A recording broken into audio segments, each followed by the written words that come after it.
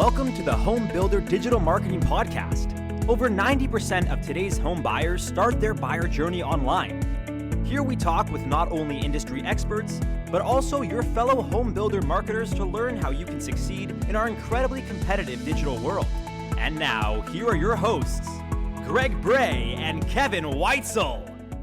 Hello, everybody, and welcome to today's episode of the Home Builder Digital Marketing Podcast. I'm Greg Bray with Blue Tangerine. And I'm Kevin Weitzel with Outhouse. And we are excited to have joining us on the show today, Russ Wright. Russ is the founder of VisionAIry Success Engineering and Listing Link. Welcome, Russ. Thanks for joining us today. Yeah, thanks very much. I'm happy to be here. Well, Russ, let's start off and just get to know a little bit about you. Give us that quick kind of background and overview about yourself. Yeah, so my background, I've got about 25 years experience in the real estate industry on the lending side and on some marketing startups and such. So it's been in sales and marketing. And I started VisionAIry Success Engineering a little over a year ago with the idea of kind of bridging the gap between what I saw some real differences in the AI capabilities and how they were being used in practical applications. So that was kind of the genesis of Listing Link, our platform. Before we get into all that nerdiness, let's find out some interesting factoid about you personally that has nothing to do with work, the industry, or family. Okay, well, I dropped out of college to be a rock star, and obviously that worked out really well. I was playing with a rockabilly band, and our tour de force was we got to open up for Jefferson Starship at the Ohio State Fair. So really? Yeah. So we used to have a lot of fun doing that. That's legit. Yeah. What did you play, Russ? Play bass. Okay. Yeah. Had the old stand-up upright bass and thumping it and doing all that fun stuff. So nice. Awesome. So how long did you tour beyond the state fair? Not long. Okay. that was kind of the capper, go out on a high note, kind of thing. But yeah, life kind of interfered with the aspirations of rock stardom. So yeah. All right. So how do you go from music into the real estate industry? I started off in the title business actually a long time ago. Then started working in the wholesale lending side on the non-QM for a company called One Stop Mortgage way back in the day. So that was kind of the transition, and worked in wholesale lending for a long time before I came over into this. Well, tell us a little bit more about Listing Link and kind of where you were trying to go with that and the services that you're offering there. Yeah, absolutely. So like I mentioned, I kind of got started like I think everybody else has with just kind of using ChatGPT as a glorified search engine for finding out cool stuff, and started seeing really quickly that these generative AI platforms just had incredible capabilities, and it was expanding rapidly and kind of segmenting. With my background in the mortgage and real estate industries, saw that there was a really cool opportunity to put some of these tools to work to kind of enhance value for both the buyer side and for the builder side and the realtor side of the business. So that was the genesis of Listing Link. So what is the challenge or opportunity that you are seeing in the market that you are trying to help home builders and others in the industry solve with your tools? Yeah, so it kind of comes back to that same point that most AI applications to date have been just glorified chatbots, like where it's here, let me connect you with customer service or answer some basic questions. After COVID, I think a large segment of the business, the home buyers, really started going online to do a lot of research and started trying to find out as much as they could about homes before they ever really engaged with the builder or with the realtor. And so what we're trying to do is, one, create a resource that can really inform the buyers about the property, about the options, and at the same time capture good information conversationally and through their digital footprint on kind of what was important to the buyers, so that the builders and their lender partners could have a really informed position to start their outreach and to connect with these buyers early in the process to kind of help guide the experience for them. So is this something that is done through the chat type of interaction with a prospective buyer, or how are you kind of using the tools to then engage with a potential shopper? Yeah, it's a great question. So we use QR codes and hyperlinks. So the QR codes are for print materials, anything visual like flyers or placards like inside the model homes for the builders, that the buyer can basically just scan with their phone. It connects them to this AI assistant that's trained on all of the aspects of that model home, of the neighborhood, the surrounding area, so they can literally engage and have any question they have about the property, about the builder, the neighborhood, have that available for them as a resource to help them kind of explore hopefully their dream home. Let me ask you this. Is this just spoken? Let's say I'm in a model home and they're using your services and they scan a QR code. Is this just like they get a narrative? Like it says, oh, this home has this many square feet. It's in this neighborhood. The school district is yada, yada. And I said, hey, it's really important that I know what churches are around 5-mile radius around this place. Does it answer those types of things? Yeah, absolutely. So, I mean, it's amazing the capabilities. It's only dependent on what information you train it with. So as long as we've got all that information available, which, through all the resources like Google and all these other options, all that information is out there. So we just go out and collect that as the knowledge base for the AI assistant. And then conversationally, the buyer can ask anything they want. They can say, hey, what's the nearest elementary school? What restaurants are nearby? What's the best golf course within 2 miles? At the same time, they're also asking questions about the property itself. What's the square footage? What's the energy efficiency rating for this home? What kind of packages and options are available for this type of model? So it becomes a really interactive conversational thing with the AI assistant.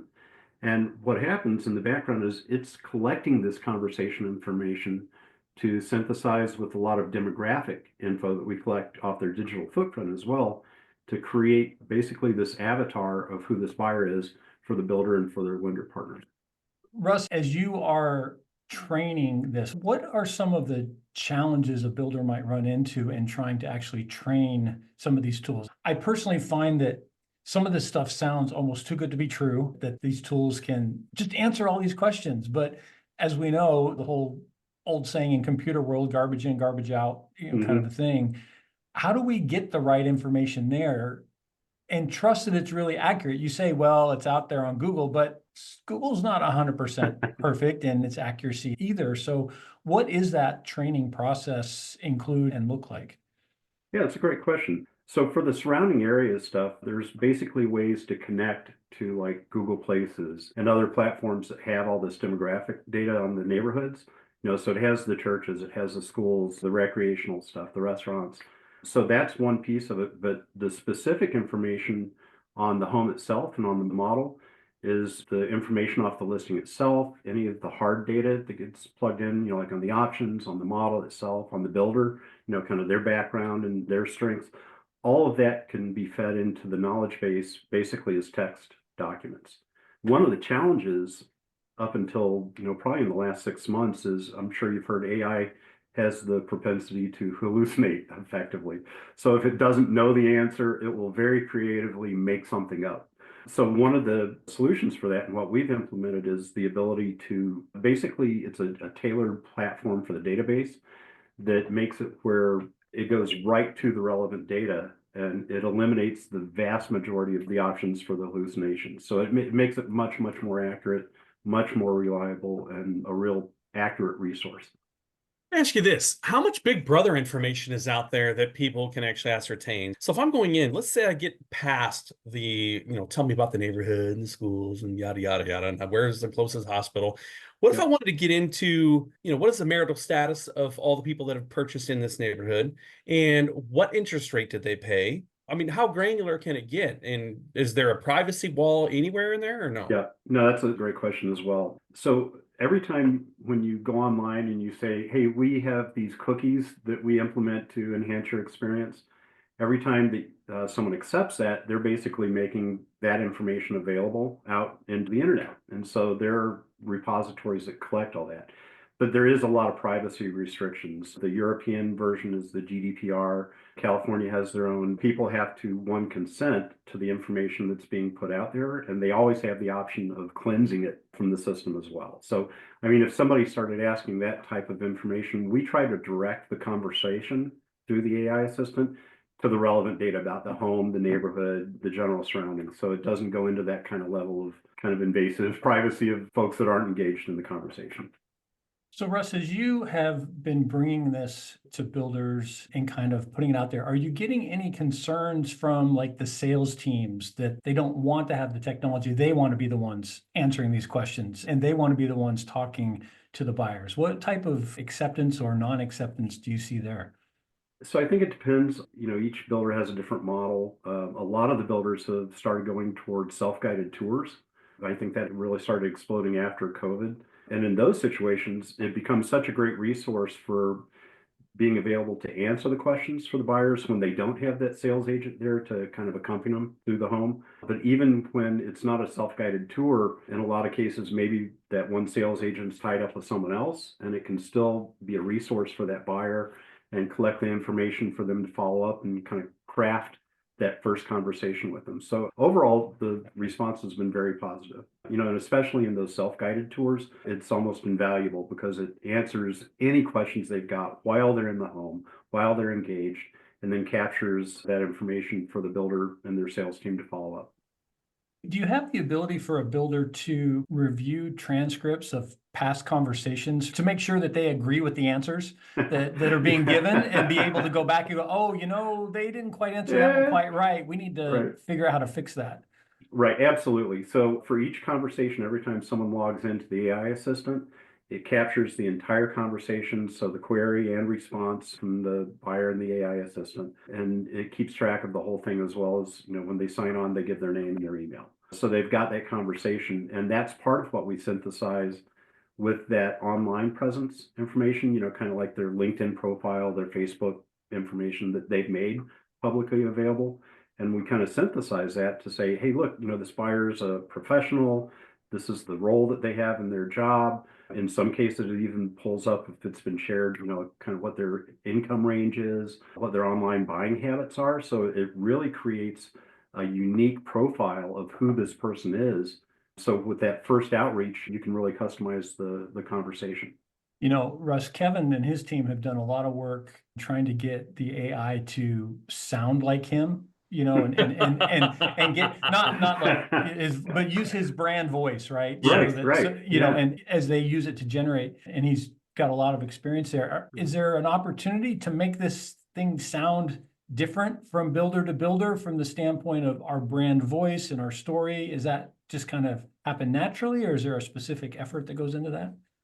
The capability is there to do just about anything you want. What you can do actually is with the knowledge base in the background, if there are key tenets and core values that you want to be communicated, or if there's specific language that the builder likes to use in their communications to kind of probe, to get information to kind of set the table for what the expectations are, we can absolutely program that stuff in. As far as the actual vocal piece of it, making it sound just like Kevin, that can be done as well, but that starts getting a little labor intensive when you do it customer by customer. I'm sure it's something we could explore, but that's not one of the standard features.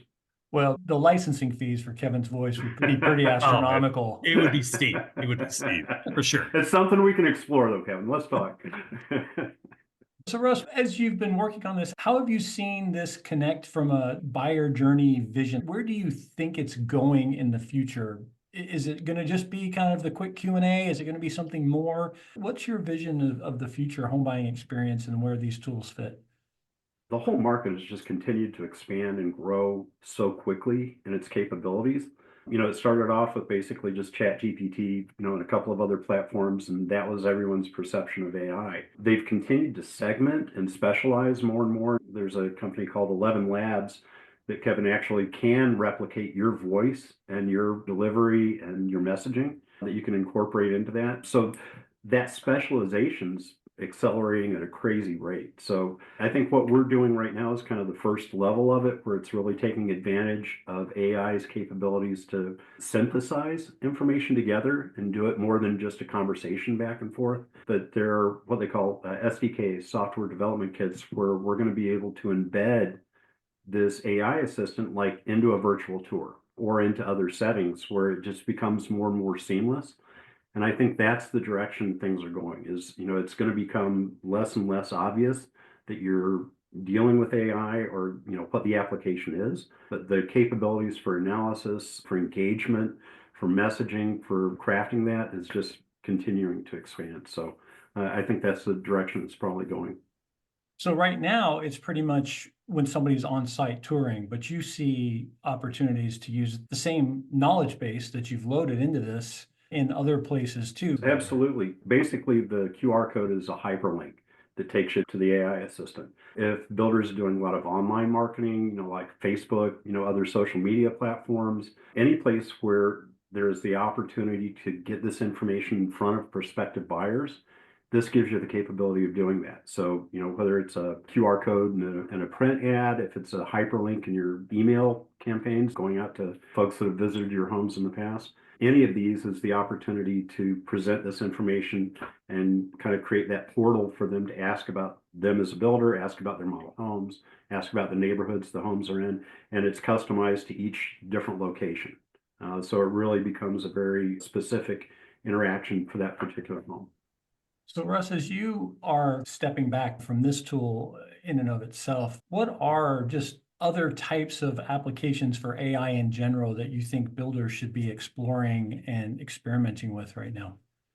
The capabilities are mind-boggling. There's AI-powered CAD tools for design. There's, robotics for construction that are AI-driven. Site mapping, like drones and LiDAR-driven stuff, for helping out on site mapping. Material forecasting for inventory control. It's really just finding the right customized application for it and finding the best way to create that platform. AI itself is basically, they're called large language models. And the idea is the more information they have as that resource, the possibilities are practically limitless. So, I would encourage anyone that's interested in exploring it. I mean, the marketing capabilities and this kind of customer data capture are a natural, but there's so many more applications for it that would really be relevant for the industry. So when we look at stuff like the 2014 edition of the Zuck 14, I think is what it was called, where it had the kind of pasty, rubbery looking skin, the very queasy, unrealistic looking smile, and the horrible haircut. And just recently, they've released the 2025 edition, where he has kind of cool, hip, afro-looking hair, an exposed gold chain. He looks much more human-like. Right, So right. will we see those Zuckerberg-type changes happening? What rate is this happening? I mean, that took 10 years for him to start looking more human. The AI, it's sounding more human in a matter of months. It's changed. I mean, there's a new edition now coming out shortly here. So Yeah, it's going to continue to become more and more realistic and more lifelike and more transparent in the way it communicates and the way that it interacts. What's happening also is that you really used to have to be a coder, a developer with Python coding experience and things like that to get involved. But now there are what they call no-code platforms that can allow entrepreneurs, business owners, managers to get in and start customizing AI tools for themselves, whether it's that inventory management or CRMs. So there are some really cool tools that allow people without that coding experience to start delving into this. And that's where it really starts becoming democratized and the advancement just blows you away.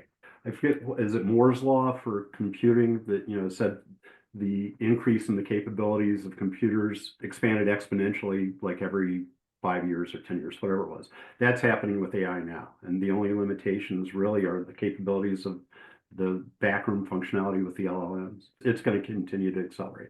And Zuck will look better and better. it'll look even more realistic. Yeah, he's going to look Kind like of a the real deal. goatee or a soul patch or something. I mean, even recently, because AI computing is really limited just by power.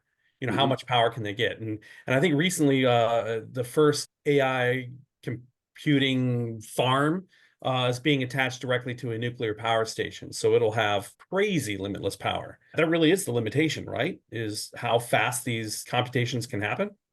Yeah, it's how fast it's bandwidth, how quickly can it process information and then spit back the response, and how accurately can it do it.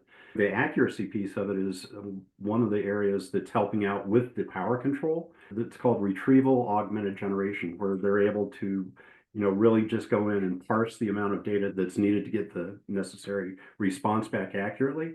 That's allowing a lot of growth without the increase in the power usage. I mean, they're using AI to start modeling how to more efficiently do the power usage as well and craft these systems. That's a great application for some of the builders too that are interested in sustainability, is how to engineer and how to craft the energy efficiency modeling for these homes to make them even better. So power is definitely going to be one of the huge constraints. So Russ, kind of piggybacking off Kevin's comments a minute ago, where do we draw that line though, where it's not okay to just have AI do all the work? We still need that human connection, especially in a emotional selling process where we're trying to help people find a home. It's a big deal. Is there some risk that builders go, I don't need these people anymore at all. I just have the computer answer all the questions, sign here, you're done, and away we go. I think home buying is a very emotional experience. And that emotion piece of it is something that the AI doesn't have the capabilities of interpreting accurately and responding to accurately. AI is going to be a great resource, just like computers have been for decades, and it's going to advance in their capabilities, but they don't have the ability to reason. And they don't have that ability to judge the human interaction face to face as you're working with them. So I think it's going to be a great resource and a tool, and it will continue to expand. But I think one of the challenges is people need to learn, especially in the education system, there needs to be a focus on teaching critical thinking skills and creativity and things like that, because those are what differentiate us from the computing capabilities of the AI systems. So as long as they're there as a supplement and an augmentation, I think the growth potential is huge, but I don't see it taking the place of that human interaction and that ability to shake somebody's hand and craft that experience. Russ, appreciate you spending some time with us, sharing some of your experience and vision. Do you have any last thoughts or words of advice that you'd like to leave with our audience today before we finish up? I would just encourage everybody to explore as much as they can, just on their own personal basis, of what kind of resources are available, like the ChatGPT, the Claude, the Gemini, all the different platforms. Each one has kind of its own strengths and capabilities, but just explore how to use it and educate yourself. From the business standpoint, use their imagination to try to identify where the problems are, and then start looking for the solutions where these AI platforms can help solve and improve those processes. But it all starts with exploring and kind of educating yourself and keeping abreast of the changes as quick as they're happening. Well, Russ, if somebody wants to reach out and connect with you and learn more, what's the best way for them to get in touch? My email is russ@VisionAIry, and that's AIRY, visionary.biz. My phone number is 503-621-8000, or if you want to check out the system itself, our website is www.listinglink.ai.com, and they can actually play with one of the AI assistants on that on a specific property. So, well, thanks again, Russ, for being with us, and thank you everybody for listening today to the Home Builder Digital Marketing Podcast. I'm Greg Bray with Blue Tangerine. And I'm Kevin Weitzel with Outhouse.